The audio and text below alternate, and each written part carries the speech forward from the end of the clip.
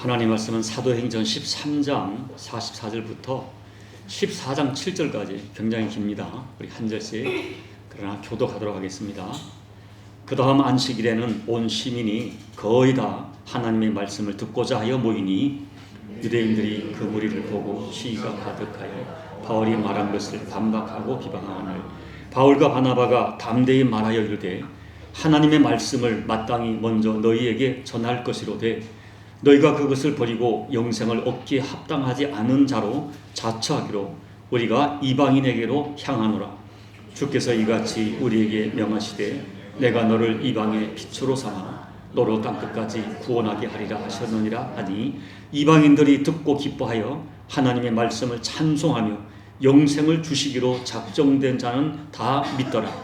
주의 말씀이 그 지방에 두루 퍼지니라. 이에 유대인들이 경건한 귀부인들과 그 신의 유력한 자들을 선동하여 바울과 바나바를 박해하게 하여 그 지역에서 쫓아내니 두 사람은 그들을 향하여 발에 티끌을 떨어버리고 이고니온으로 가거늘 제자들은 기쁨과 성령이 충만하니라. 두 사도가 함께 유대인의 회당에 들어가 말하니 유대와 헬라와 허다한 무리가 믿더라. 그러나 순종하지 아니하는 유대인들이 이방인들의 마음을 선동하여 형제들에게 악감을 품게 하거늘 두 사도가 오래 있어 줄 힘입어 담대히 말하니 주께서 그들의 손으로 표적과 기사를 행하게 하여 자기 은혜의 말씀을 증언하시니 그 시내의 무리가 나누어 유대인들을 따르는 자도 있고 두 사도를 따르는 자도 있는지라.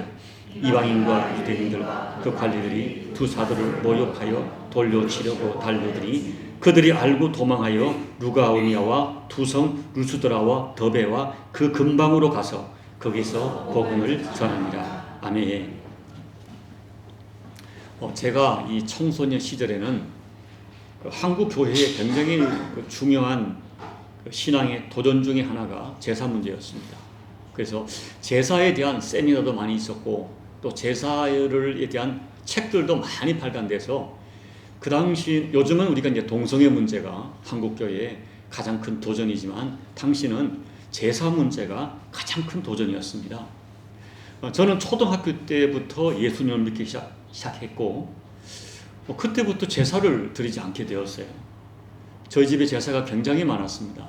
그런데 집안의 어른이신 할아버지께서 장손인 형님에 대해서는 단호하게 제사를 요구했지만 둘째 손자인 제가 겁도 없이 할아버지께 내가 예수를 믿기 때문에 제사를 드리지 않겠다고 했더니 고얀 놈 하시고 몇 번 야단치시다가 그냥 침묵으로 허락하셨습니다. 고등학교를 지나고 대학교를 다니면서는 저는 너무나 분명하게 예수님을 저의 주님으로 영접했기 때문에 제사에 대해서는 1%의 갈등도 없었습니다. 그리고 가족 중에 어느 누구도 제게 제사에 대하여 강요하지 않았습니다. 그런데 제가 군대를 제대하고 그 해에 아버님께서 세상을 떠나셨습니다. 장례식 마지막 날이었습니다. 아버님을 선산에 안장하는 마지막 자리에서 공무원이신 사촌 아저씨께서 제게 제안을 하셨습니다. 마지막 너희 아버님 가시는 길인데 형식적이도 좋다. 그러니 자식으로서 예의상 딱 한 번만 무덤에다가 절을 하라는 것입니다. 사촌 아저씨께서는 자기 주변에도 예수 믿는 사람들이 많이 있는데 다 제사를 드리더라 하는 것입니다. 그리고 저에게 하시는 말씀이 예수를 그렇게 광적으로 믿지 말라라고 말씀하셨어요. 그때 갑자기 눈물이 났습니다. 그래서 집안 어른들에게 무릎을 꿇고 당돌하게 이렇게 말씀드린 기억이 지금도 또렷합니다. 죄송합니다. 그런데 이 자리에 계신 모든 분 중에 제가 저희 아버님을 제일 존경하고 제일 사랑합니다. 그런데도 제가 아버님 묘에 절을 하지 않는 것은 제가 아버지 묘에 절을 드리는 것이 오히려 아버님을 욕되게 하는 것이라는 확신이 저의 신앙이기 때문에 절을 드릴 수 없습니다. 저를 용서해 주십시오. 이렇게 말했어요. 그때 친척 아저씨는 나쁜 놈하고는 고개를 돌렸습니다. 그리고 그날 이후 저를 거의 만나주지 않으셨습니다. 오랜 세월이 지나 제가 목사가 되어 사역하는 어느 날 고향에서 급한 연락이 왔습니다. 그때 사촌 아저씨는 암으로 투병하고 계셨어요. 그런데 저를 만나기를 꼭 원하신다는 것입니다. 그래서 시간을 내서 고향으로 내려갔습니다. 아저씨는 저를 보시더니 놀라운 말씀을 하셨어요. 내가 볼 때 너는 진짜 목사다. 그러니 너가 믿는 예수님께 기도를 해서 나를 고칠 수 있으면 고쳐달라고 하시는 거예요. 저는 아저씨에게 하나님께서 원하시면 얼마든지 아저씨를 고칠 수 있지만 먼저 아저씨께서 예수님을 영접하고 예수님을 진정으로 믿어야 한다고 말씀을 드렸습니다. 그리고 예수님을 영접하면 하나님께서 고쳐줄 수도 있지만 혹시 그냥 돌아가신다 해도 아저씨는 죽어도 천국 간다고 말씀을 드렸어요. 병상에 누워서 고개를 끄덕이는 아저씨에게 예수님을 전했습니다. 인간의 죄를 전했고 예수님의 십자가와 부활을 전했습니다. 그리고 아저씨는 저를 따라 영접 기도를 드렸어요. 형식이 아니었어요. 물론 병상에 누워서 마음이 가난해진 이유도 있지만 눈물을 흘리면서 영접 기도를 했고 그리고 얼굴에 평안이 생겼습니다. 고맙다고 하셨습니다. 얼마 후에 아저씨는 하나님의 부르심을 받았지만 저는 분명히 그분께서 예수님을 영접하고 천국 가셨다고 확신하고 있습니다. 저는 여러분에게 이것을 오늘 말씀드리고 싶습니다. 기독교 신앙은 절대로 중립을 허용하지 않습니다. 예수님께서는 언제나 우리들에게 분명한 선택을 요구하셨습니다. 주님은 항상 분명한 색깔, 정확한 결단, 그리고 철저한 헌신을 요구하셨습니다. 마태복음 10장 32절 말씀을 읽어드립니다. 누구든지 사람 앞에서 나를 시인하면 나도 하늘에 계신 내 아버지 앞에서 그를 시인할 것이요 누구든지 사람 앞에서 나를 부인하면 나도 하늘에 계신 아버지 앞에서 그를 부인하리라. 그리고 마태복음 12장 30절에서는 나와 함께 아니하는 자는 나를 반대하는 자요 나와 함께 모으지 아니하는 자는 나를 해치는 자니라라고 분명한 선을 그으셨어요. 여러분, 세상 사람들은 절대 인정할 수 없는 진리지만 성경이 너무나 분명하게 말씀하는 진리가 있습니다. 이 땅의 모든 사람들은 둘 중에 하나에 소속되어 살고 있다는 것입니다. 예수 믿고 하나님 나라 백성이 되어서 하나님께 소속된 하나님 나라 백성이든지 아니면 공중의 권세자본대로 표현된 악한 영에 소속되어 살아가는 진노의 자녀 둘 중에 하나입니다. 어느 곳에도 소속되지 않은 중립지대는 없다고 성경은 선언합니다. 사람들이 인정하지 않아도 사람들이 인정하지 하고 싶지 않은 무서운 이야기지만 우리 주님이 직접 말씀하셨고 성경이 분명하게 선언한 진리입니다. 오늘 말씀을 보시면 본문에는 지난주에 말씀드린 대로 피시디아 안디옥과 이고니온에서 설교하는 이 바울의 설교에 대한 그 사람들의 반응이 나타나 있습니다. 그런데 본문에 나타나는 이 현상, 이 모습이 사도행전 전체에서 동일한 모습으로 반복해서 나타납니다. 사도행전만이 아닙니다. 현대까지 복음이 전해지는 모든 현장마다 시대와 국가를 초월해서 똑같은 현상이 나타납니다. 그것이 무엇입니까?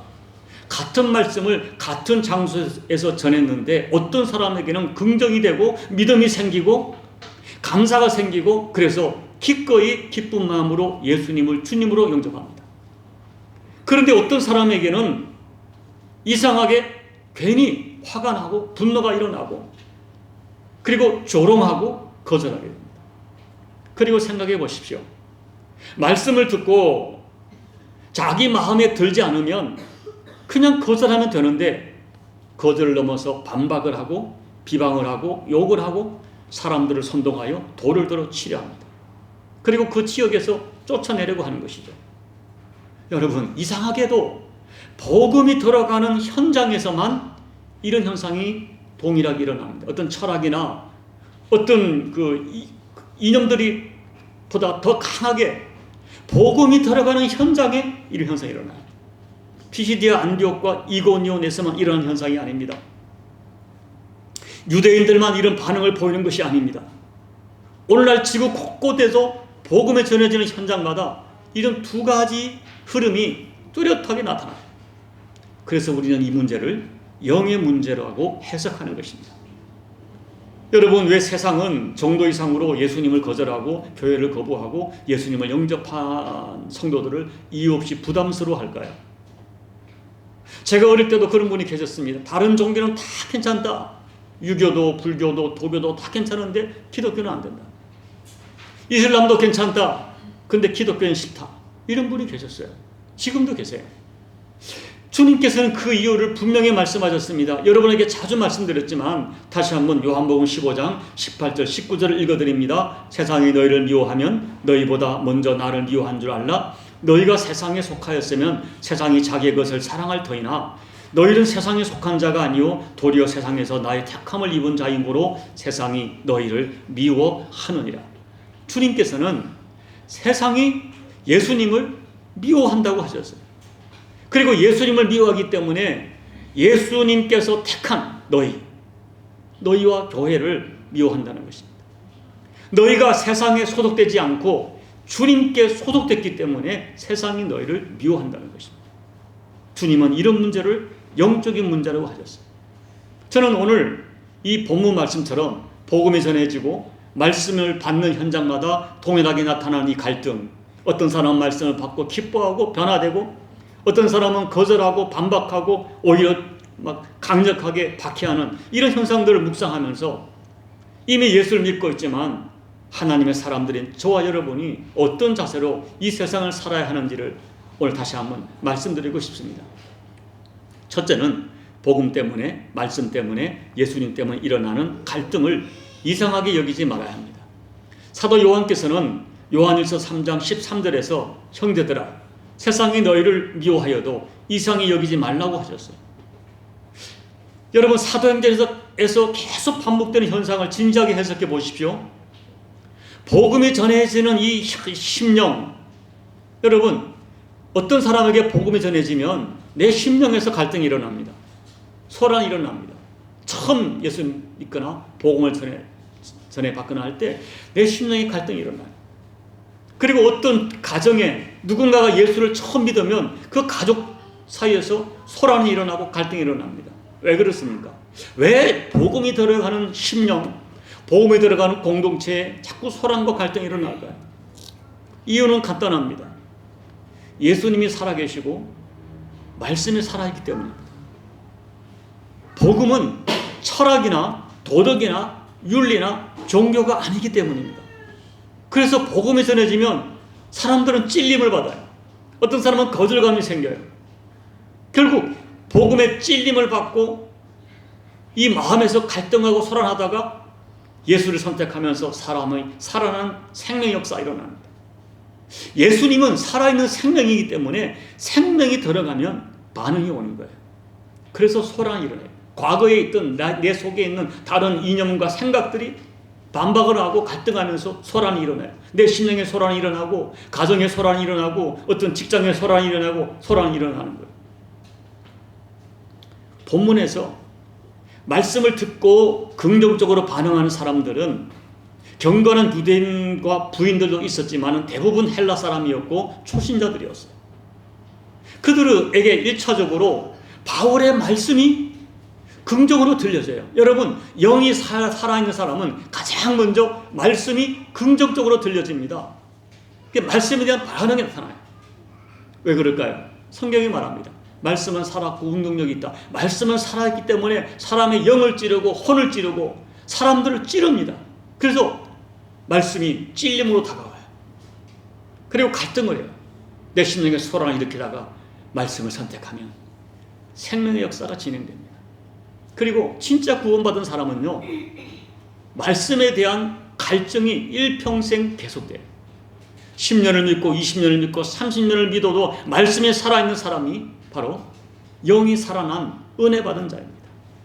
그리고 여러분, 이 복음이란 것은 예수님께서 피 흘려서 이루신 구원이기 때문에 그 자체가 역동적이고 뜨겁습니다. 그래서 사도행전에서 예수 믿는 사람들 보세요. 정상이 아닌 것 같아요. 미친 것 같아요. 매를 맞아도 돌을 맞아도 예수님 포기하지 못합니다. 감옥에 갇혀서 찬양하며 예수를 전합니다. 이 사람들 미친 것이 아닙니다. 이 사람들은 지적 수준이 낮은 사람들이 아닙니다. 그들 가슴에 진짜 생명이 들어왔기 때문입니다. 그래서 생명이 들어오니까 가만히 있지 못하는 거예요. 그들에게 예수님은 그들 인생의 여러 가지 소중한 것 중에 하나가 아니라 그들 인생에 내 생명과도 바꿀 수 없는, 절대 포기할 수 없는 절대 가치였기 때문입니다. 그러나 한편으로는 복음이 전해지는 현장마다 강력한 반대가 일어납니다. 소란이 일어나죠. 진짜 복음이 들어가면 사탄이 방해하는 것이 정상적입니다. 제가 자꾸 사탄 얘기하니까 어떤 분은 좀 거북해 하지만 성경이 말하기 때문에, 그래서 복음이 들어가는 사회는 소란이 일어나고 패가 갈리고 핍박이 일어납니다. 어떤 직장 상사는 유독 기독교 이런 싫어하는 분이 계세요. 내가 과거에 상처를 받았다. 또 우리 형제 중에 어떤 사람이, 또 내 우리 친척 중에 누가 막 교회 헌금을 바쳐가지고 집안이 패가 망신했다. 막 그런 얘기 하면서 교회를 유독 싫어해요. 정도 이상으로 부풀리고 정도 이상으로 싫어합니다. 여러분, 세상은 그런 분들은 자기가 자기 의지로 말하는 것 같지만 그렇지 않아요. 세상은 자기와 소속이 같지 않은 성도를 거부하고 비판하고 핍박하게 되어 있습니다. 왜 그렇습니까? 영적인 싸움이기 때문에 그래요. 그래서 여러분, 이런 현상이 일어나는 것, 또 어떤 사람이 유독 기독교인을 싫어하고 나를 싫어할 때 그것을 이상히 여기지 말고 불쌍히 여겨야 합니다. 둘째, 평생 거부하는 영성으로 살지 말고 수용하는 영성으로 살아야 돼요. 오늘 말씀을 보면서 바울이 전하는 복음을 듣고 감동하고 다음 안식일에 또 전해달라, 그 말씀을 듣고 싶다 청하는 사람들이 있었어요.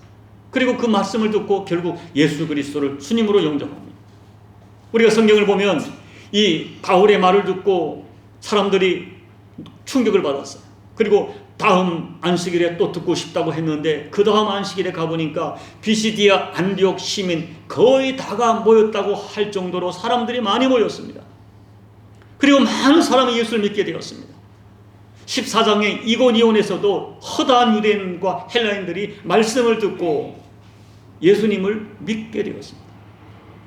그런데 강하게 거절하는 무리들이 있죠. 그들은 전통 유대인들이었습니다. 그런데 성경을 보니까 그들이 바울이 전하는 이 복음을 거절하는 진짜 이유가 두 가지였어요. 첫째, 시기하는 감정 때문입니다. 13장 45절 보면 유대인들이 그 무리를 보고 시기가 가득하여 바울이 말한 것을 반박하고 비방했다. 그들은 바울이 전하는 복음의 내용 때문에 반발한 것이 아니에요. 인간적인 시기심 때문에 반발한 것입니다. 바울의 말을 들으려고 온 시민이 다 모인 것을 보고 시기가 일어났어요. 시기가 가득했어요. 결국 복음 메시지 때문이 아니라 인간적인 감정이 문제였어요. 둘째는 불순종의 영의 역사이기 때문입니다. 이것이 유대인들이 바울을 거절하고 핍박하는 진짜 결정적 근본적인 이유였어요. 그들은 복음을 듣기 전에 이미 불순종의 영으로 가득 차 있었습니다. 그래서 처음부터 마음이 비틀려 있었어요. 여러분, 사탄은 창세기부터 거역의 영, 불순종의 영입니다. 할 수 있는 모든 방법으로 하나님을 거역하고 예수님과 복음에 대하여 거부하고 거역하게 하는 영이 사단이에요. 그런데 여러분, 우리가 두려워할 것은 이 사단이 불신자에게만 거부의 영으로 역사하는 것이 아니라 믿는 우리들에게도 자꾸 거부하는 감정, 거부하는 영으로 접근한다는 것입니다. 그래서 우리가 이 거부하는 영을 받아들이면, 사로잡히면 교회를 다녀도 예수를 믿어도 비판적이 되고 의심하게 되고 매사를 부정적으로 보게 돼요. 교회마다 그런 사람이 꼭 있어요. 부정의 영에 사로잡힌 사람의 특징은 말씀을 잘 받지 못합니다. 대신에 인간적인 감정으로 반응을 하고 매사를 비판하고 부정해요. 유대인처럼 지금 이 말씀이 진리냐 비진리냐 이것이 중요하지 않습니다.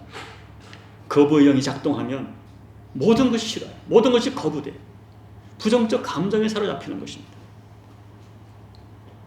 더욱 염려스러운 것은 이 거부의 영, 부정의 영은 확산되고 전염된다는 거예요. 13장 50절과 14장 2절을 보면 바울과 복음을 거부했던 사람들이 자기 혼자 부정적인 마음을 가지고 있지 않습니다.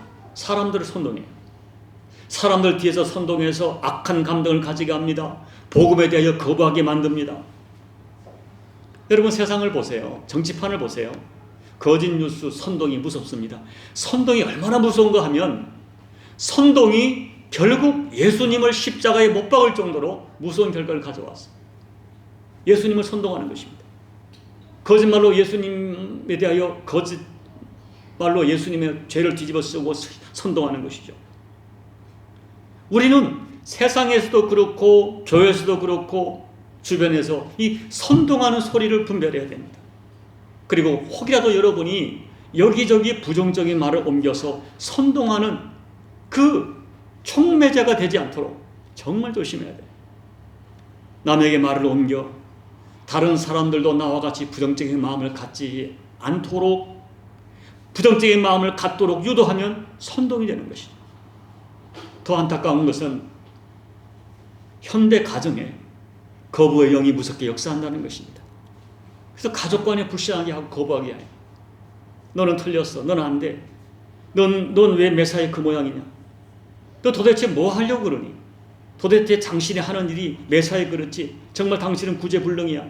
당신만 보면 숨이 막혀. 이런 언어들이 가정에 나타나면 부정의 영이 역사하는 거예요.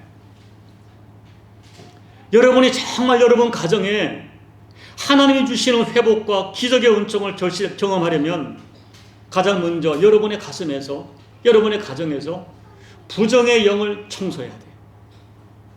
여러분 오늘 한번 당장 집에 가셔서 하얀 종이에다가 한번 글을 써보세요. 내 입술에서 나도 모르게 자꾸 나오는 부정적인 언어가 뭔가, 내 가슴에서 반복되는 부정의 감정, 부정의 생각이 뭔가 적어보십시오. 그리고 그 목록을 적어놓고 예수 이름으로 우리 가족을 선동하고 내 가정을 흔드는 이 부정적인 영들은 나사렛 예수 그리스도의 이름으로 명하노니 우리 가정을 떠날지어라라고 단호하게 명령하고 추방해야 돼요. 여러분이 강력한 의지를 가지고, 강력한 소원을 가지고 내 가정에서 부정의 영을 청소해야 돼요. 그리고 반대로 매사에 감사로 수용할 수 있는, 서로를 부모와 자식이, 그리고 부부간에 남편과 아내가, 형제와 형제가 서로를 긍정적으로 수용하고 긍정적으로 기대하고 서로를 긍정적으로 축복하는 수용의 영성을 지켜내야 돼요. 그리고 여러분, 제가 청소년 사역을 오랫동안 과거에 했었어요. 이 중고등부나 이 청소년 사역을 하다 보니까 정확하게 발견되는 진실이 있어요. 부모가 부정의 영에 사로잡혀 있으면 자녀들이 대부분 불순종의 영에 사로잡히게 됩니다. 여러분, 우리 자녀가 사춘기에 일시적으로 불순종할 수 있어요. 그러나 그 불순종이 계속되고 정도를 넘어서면 이것은 영적인 문제로 봐야 됩니다. 자녀의 인생 전체에 부정의 영이 확산될 수 있어요. 그래서 부모가 많이 기도해야 되고, 부모된 나부터 내 심령 속에 부정의 영을 청소해야 돼요. 그리고 여러분, 교회 공동체도 부정의 영이 강하게 역사합니다. 광야 40년 광야교회에 부정의 영이 강하게 역사했고, 이 사도행전의 신약교회에도 부정의 영이 역사했습니다.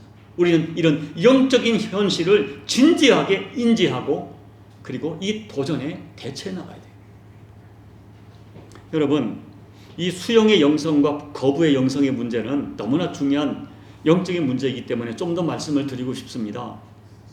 바울이 같은 장소에서 같은 말씀을 전했는데 어떤 사람에게는 긍정이 되고 어떤 사람에게는 감격이 되고 예수님을 영접하지만, 어떤 사람에게는 마음에 분노가 일어나고 시기가 일어나고 악한 감정과 강력한 반대에 사로잡히게 되는, 이것이 영적인 문제라고 말씀을 드렸습니다. 그런데 이런 현상을 우리 주님께서도 분명하게 지적하시고 우리에게 진지한 각성을 요구하셨어요. 제가 마가복음 4장 새벽 설교 때 말씀을 드렸지만 다시 한번 말씀을 드리고 싶습니다. 마가복음 4장에서 예수님께서는 그 유명한 씨 뿌리는 비유를 말씀하셨어요. 어느 날 씨 뿌리는 사람이 나가 씨를 뿌렸습니다. 어떤 씨는 길가에 떨어졌습니다. 그러나 싹이 나기도 전에 공중의 새들이 와서 먹어버려 전혀 열매를 맺지 못했어요. 어떤 씨는 돌밭에 떨어졌어요. 그래서 싹은 났지만 뿌리를 깊이 내릴 수가 없어서 해가 돋으니까 말라서 죽어버렸어요. 어떤 씨는 가시떨기에 떨어졌어요. 그러니 조금 자라다가 가시 때문에 기운이 막혀서 가시가 영양분을 다 빨아먹으니까 결실을 할 수가 없었어요. 마지막 어떤 씨는 좋은 땅에 떨어져 30배, 60배, 100배의 결실을 맺게 되었습니다. 여러분, 우리는 이 비유를 수없이 들었습니다. 이 비유에 대한 해석도 주님이 직접 말씀해 주셨어요. 그런데 여러분, 이 씨 뿌리는 비유를 통하여 주님께서 분명하게 강조하시는 결정적 핵심적 내용 메시지 하나입니다. 씨가 문제가 아니라 너희들의 마음에 문제가 있다고 하십니다. 왜 너희 인생에 결실이 없는가? 왜 하나님의 축복의 통로가 자꾸 막히는가? 그것은 바로 너희 마음에 문제가 있기 때문이다 말씀하시는 거예요. 그렇기 때문에 너희가 하나님이 주시는 결실의 복을 진정으로 기대한다면 먼저 너희 마음을 기경해라. 너희 마음을 고치라. 마음을 바꾸어야 하나님 주시는 결실의 복이 온다 말씀하십니다. 여러분, 이 흙은 원래 부드럽고 고운 것이죠. 그런데 이 부드러운 흙길을 사람들이 자꾸 밟으면 굳어지게 되고 딱딱해질 수밖에 없습니다. 아마 저와 여러분도 그랬을 것입니다. 우리가 처음 예수를 믿을 때도, 그래도 처음 예수 믿을 때, 처음 교회 왔을 때 마음이 좀 부드럽고 믿음도 순수했을 것입니다. 처음에는 정말 예수 믿는 그 은혜가 있었고 모든 교인들이 천사처럼 보였어요. 저는 성가대 대원들 옛날에 그 가운 입고 봤을 때 시골에서 올라와서 도시교회 성가대를 처음 보고는 야, 천사들이 앉아있는 줄 알았어요. 그런데 험난한 세상을 살다 보니 또 우리가 피차 다 죄인이다 보니까 우리가 서로에게 마음을 자꾸 밟힙니다. 서로에게 마음의 상처를 받아요. 이 사람에게 마음을 밟히고 저 사람에게 마음을 밟혀요. 그것도 멀리 있는 사람이 아니라 가까운 사람에게 자꾸 마음을 밟힙니다. 감정이 상합니다. 그렇게 인간관계 속에서 밟히고 배신당하고 불신당하다 보니까 자꾸 사람을 경계하게 되고 마음을 닫게 되고 마음이 굳어지고 말았어요. 그런데 주님은 이런 현상을 단순히 인간관계의 문제로 해석하지 않으셨어요. 여러분, 예수님의 이 씨 뿌리는 비유를 예수님이 직접 해석해 주셨는데 예수님께서는 정확하게 이 모든 배후에 사탄이 있다고 가르쳐 주십니다. 사탄이 우리가 말씀을 받을 때 즉시 와서 말씀을 빼앗아 간다고 했어요. 그리고 사탄이 우리 마음을 훔쳐가는 것입니다. 우리 마음의 좋은 감정을 훔쳐가는 것입니다. 그리고 악한 감정, 그리고 부정적 감정을 자꾸 집어넣는 거예요. 내가 밟혔다, 저 사람한테. 자꾸 내가 밟혔다고 상처받게 합니다. 이런 부정적인 감정으로 가족끼리, 교인끼리 불신하게 합니다. 그래서 가족 간에, 성도 간에 믿어주지 않고 마음을 열어주지 않고 마음을 닫게 하고 결국 상대를 수용하지 않고 상대를 거부하는 모습으로 살게 합니다. 이런 모습이 안타깝게도 언제부턴가 우리 가정에 역사하고 교회 안에도 비일비재하게 일어나고 있는 것입니다. 주님은 이 모든 배후에 사단이 역사한다고 밝혀주고 있어요. 그리고 말씀하기를 씨가 문제가 아니다. 너의 마음이 문제라고 말씀하세요. 여러분, 우리는 이 예수님의 진단을 맞습니다. 그렇습니다. 내 마음의 문제입니다. 라고 받아들여야 돼요. 상대방이 한 문제가 아닙니다. 남편의 문제가 아닙니다. 아내가 문제가 아닙니다. 저분이 문제가 아닙니다. 내가 문제입니다.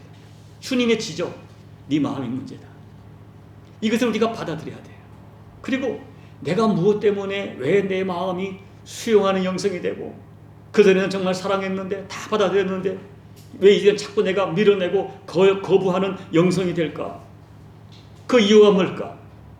이것을 주님 앞에 진지하게 내어놓고 주님과 대화를 하고 그리고 그 문제를 해결해 달라고 기도하셔야 돼요.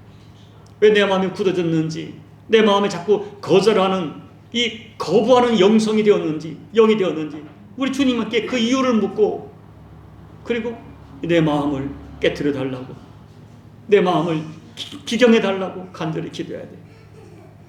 여러분, 저는 확신합니다. 어떤 사람이 신앙이 좋은 사람입니까? 누가 영성 깊은 사람입니까? 주님이 분명 말씀하세요. 마음이 옥토인 사람이다. 매사에, 옥토란 것은 부드럽다는 거예요. 뭐냐면 매사에 수용하는 영성을 가진 사람이에요. 여러분, 우리 신앙생활의 핵심, 신앙생활의 초점은 결국 예수님 마음을 가지는 거예요. 예수님이 누구와 식사를 하셨습니까? 예수님이 주변에 어떤 사람이 있었습니까? 그 당시 종교인들은 사람들을 배척하고 거부했어요. 창녀들, 세리들, 병자들. 그런데 예수님 주변에 같이 밥 먹는 사람들은 전부 그런 사람이었어요. 소외된 사람들, 가난한 사람들, 과부들, 환자들, 창기들, 세리들. 예수님은 수용하는 영성이에요. 어떤 사람도 다 수용하셨어요. 그러므로 여러분, 오늘 우리가 예수님 말씀을 보면서 주님 그렇습니다. 내 마음의 문제입니다. 인정하시고 내 마음이 예수님처럼 수용하는 영성을 가지기 위해서 내 마음속에 있는 잡초를 뽑아내야 돼. 내 마음에 딱딱이 굳어있는 그 무엇인가를 깨트려야 돼. 가시덤불같이 자꾸 찌르는 거친 성향들을 불태워야 돼. 내게 자꾸만 거역하고자 하고 불순종하고자 하는 이 영들을 예수 이름으로 단호하게 엎어 갈아엎고 주님이 주시는 수용의 영성, 순종의 영성을 받아들여야 돼요. 자꾸 이걸 반복하면 어느덧 나도 모르게 내 마음이 부드러운 옥토가 되어 있어요. 특별히 우리는 세 가지 영역에서 수용의 영성을 가져야 돼요. 세 가지 영성. 첫째가 하나님에 대하여 수용하는 영성을 가져야 합니다. 이 말은 우리가 하나님께 대하여 수용한다는 것은 어떤 상황에서도 나를 사랑하시고 그리고 선하시고 인자하신 하나님의 은혜와 사랑을 믿어드려야 됩니다. 지금 내가 너무 힘들고 아프고 이 상황이 이해가 안 되고 고통스러워도 하나님은 선하시다. 하나님은 정당하시다. 내가 모르지만 하나님께서는 하시는 이 모든 일은 정당하시다. 그리고 하나님은 여전히 나를 사랑하고 계신다. 하나님은 십자가에서 당신의 생명을 줄 정도로 나를 사랑하신다. 이렇게 하나님을 끝까지 믿어드리는 것이 하나님에 대하여 수용하는 영성. 둘째는 다른 사람에 대하여 수용하는 영성을 가져야 돼요. 여러분, 부인할 수 없는 진리는 내 심령 안에 예수의 영이 들어오면 사람들이 좋아집니다. 여러분, 처음 교회 나올 때, 처음 예수를 믿을 때 다 좋았잖아요. 내가 예수님 예수의 영이 내 안에 들어오시면 주변 사람들을 대하는 마음이 긍정적이고 부드러워져요. 오늘 여러분 어떻습니까? 예수를 믿고 나서 그것이 좋아졌습니까? 정말 사람들에 대하여 수용하는 마음 가지고 계십니까? 부모에 대해서, 남편에 대하여, 아내에 대하여, 자녀에 대하여 나는 부드럽게 대하는가? 아니면 짜증과 불평으로 대하는가? 좋은 사람은 부드러운 사람입니다. 부드러운 마음이 수용하는 영성입니다. 하나님은 그 옥토에 결실의 복을 주십니다. 셋째, 자기 자신을 성경적 시각으로 수용해야 돼요. 내 속에 있는 억울함, 분노, 용서하지 못하는 마음, 나의 상처를 주님 앞에 내어놓고 갈아엎어야 됩니다. 그리고 나를 보시는 주님, 주님은 나를 어떻게 보시는가? 주님은 내가 너를 위하여 내 목숨을 줄 정도로 사랑하는, 너는 그만큼 가치 있는 존재다. 그리고 너가 나를 영접함으로 너는 하나님의 자녀가 되었다.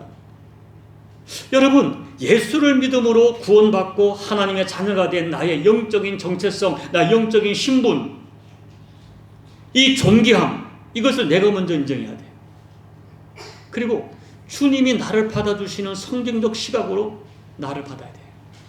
내가 나를 용서하고, 내가 나를 믿어주고, 내가 나를 있는 모습 그대로 수용하고, 이 모습 이대로 주님이 나를 얼마나 존귀하게 보시는가를 그 주님의 마음으로 나를 받아야 돼. 그리고 내가 나를 존중하고 내가 나를 축복해야 됩니다. 내가 나를 수용해야 돼. 이제 말씀을 마칩니다. 오늘 말씀 피시디아 안디옥과 이고니온에서 동일한 현상, 성경에 기록된 현장마다 두 계열의 흐름이 뚜렷해요. 사탄의 영, 거부하는 영에 사로잡힌 사람과 그렇게 그런 영으로 살아가는 계열이 있고, 예수의 영, 수용의 영에 사로잡혀 살아가는 계열의 사람이 있습니다. 우리는 예수님이 주시는 영성을 받아서 일평생 어디를 가든지 누구를 만나든지 수용하고 사랑하고 살다가 천국 가야 돼요. 사랑하며 살다가 천국 가야 돼요. 수용하고 나누며 살다가 천국 가야 돼요. 늘 이렇게 원망과 불평 속에 살다가 천국 갈 수는 없습니다. 자꾸만 내 마음을 훔치려고 하는, 내 마음에 거부하는 마음을 슬쩍 넣어서, 부정한 영을 슬쩍 넣어서 내 마음을 훔쳐가려고 하는 이 사탄의 도전을 단호하게 거절하고 평생 예수의 영, 수용의 영에 사로잡혀 살아가셔야 됩니다. 여러분 모두가 이 하나님이 기뻐하시는 수용의 영으로 충만해서 남은 인생 주변에 선한 영향을 끼치며 여러분 스스로 평강의 삶을 꼭 살아가시기를 예수님 이름으로 축복합니다. 아멘. 우리 말씀을 놓고 같이 기도하겠습니다. 사랑하는 여러분, 어디를 가나 이 두 가지 계열의 사람이 있다는 진실 오늘 생각하면서 주님, 내가 부정의 영에 사로잡히지 않고 긍정의 영, 수용의 영, 예수의 영, 성령에 사로잡혀 살게 해 주옵소서.